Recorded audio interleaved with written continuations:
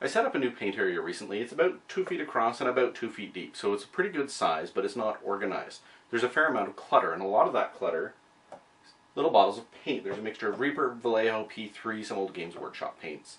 They're taking up most of the available space, and if I want to do anything bigger than, for example, a little hatchling dragon, I'm going to need more room. I need to do something with the paint bottles, get them out of the road. So today I'm going to build myself a paint stand. The paint stand I'm going to be making is actually pretty simple. It's really just a nail polish stand glued together out of pieces of foam core. It only takes a few minutes to cut out the pieces, and then it's mostly just a matter of sitting there waiting for the glue to dry so that you can move on to the next step. I'm going to be making mine more complicated by adding a decorative fieldstone texture and paint job to it. This adds a lot of extra time to the project. It's actually by far the biggest time spent on the project is doing the fieldstone texture and painting and everything. So if all you're looking for is the functionality, don't bother doing that. Save yourself a lot of time and hassle. But I like to do things that are overly complicated and waste a lot of my time, so I'm going to go ahead and do it. So the first thing we have to do is mark out the foam core, cut it to about 10.5 inches across. I've already come in with my tape measure, put a little Sharpie mark on each, and now I've got a strip of MDF that I cut just to use as a straight edge. And all I'm going to do is line up the marks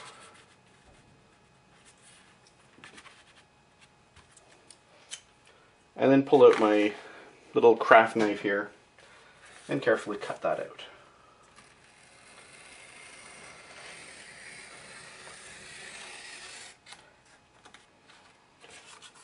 So the pieces that we're cutting out, we don't need to worry too much about getting them in exact size. What matters more is that they're relatively consistent.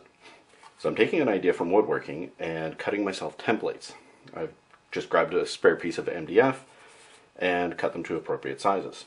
So all I'm going to do, line it up along the bottom, bring my knife, come along to this side, and just cut along here. Make sure I follow my template.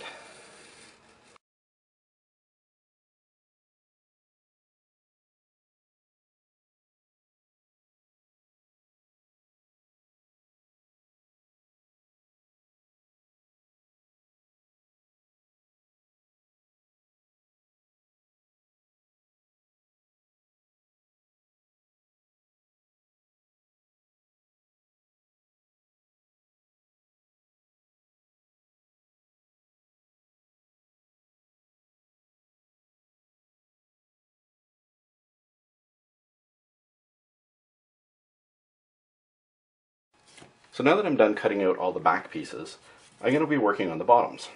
Once again, I've made myself a template, so I don't have to worry about trying to measure accurately and consistently. All I need to do is just follow the guide.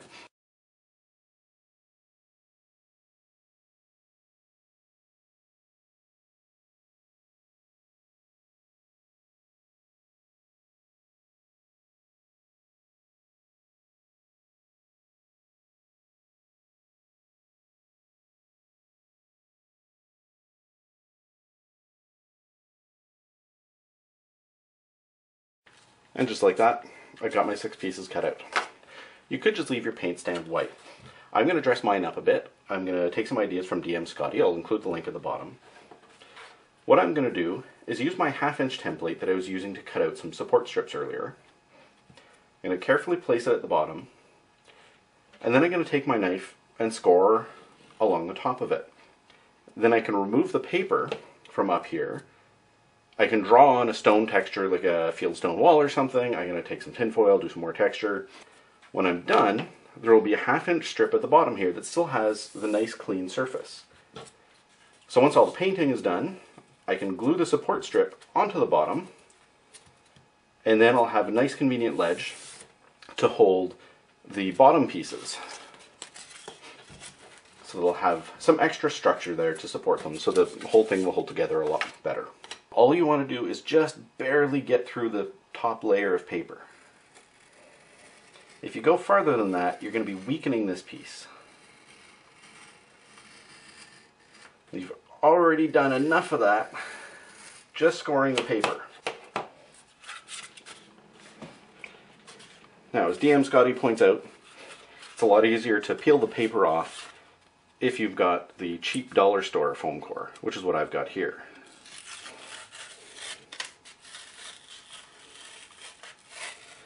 And there you go. You can see down at the bottom here, I'm left with some of the paper face to give it a little bit more structure. But I've got a nice clean line there where the rest of it is peeling off nicely. So I just have to do that another 5 times, and then I'll have my back pieces done.